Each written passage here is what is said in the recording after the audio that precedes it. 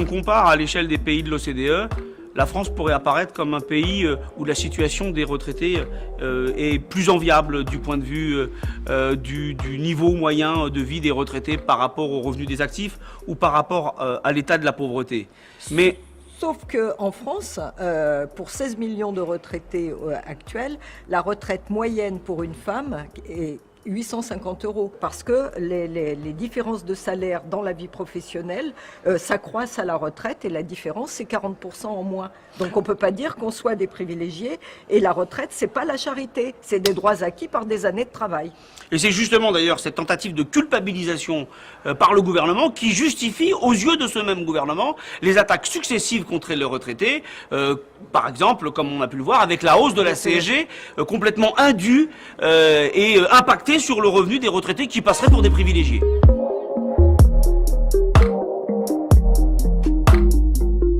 Alors, la retraite par points, c'est ni plus ni moins qu'une réforme politique qui vise à faire baisser l'ensemble des retraites. On ne pourra pas partir en retraite tant qu'on n'aura pas acquis le nombre de points nécessaires. Et en plus, les points ne seront pas à valeur fixe. Et donc, ils varieront au fil du temps. Et donc, on partira en retraite sans prestation définie. Et on pourra voir, au fil des années et de la situation économique, nos retraites diminuer ou baisser. Et voilà. Et pour les fonctionnaires, ce sera une double peine.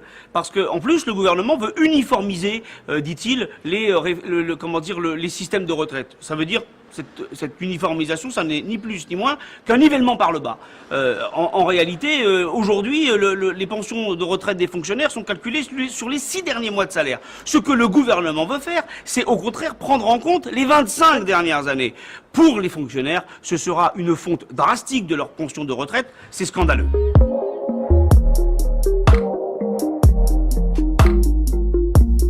Contrairement à ce qu'on voudrait nous faire croire, la CGT n'est pas qu'une organisation de contestation, nous sommes aussi une organisation de proposition. Et sur la sécurité sociale, sur les retraites, nous avons des propositions. Et par exemple, nous sommes très attachés à ce que la cotisation reste une cotisation sociale assise sur le salaire et que ça ne devienne pas de la fiscalisation. Et pour nous, il faudrait effectivement transformer la CSG qui aujourd'hui est un impôt, quoi, en quelque sorte. Hein. En cotisation. En cotisation. Et de fait, la CGT est contre ces exonérations de cotisations massives qui ne servent à rien, sinon à tarir le budget de la sécurité sociale. Elle est pour l'augmentation de la part employeur, alors que justement, le gouvernement, lui, a tendance bien sûr à la baisser. Et surtout, elle est pour la mise à contribution des revenus financiers.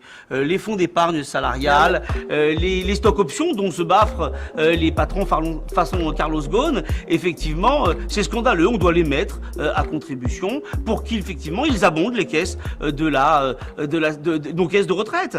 Et il est intolérable que ces revenus financiers, que ces acteurs financiers, que ces grands patrons qui exigent toujours plus contribuent toujours moins.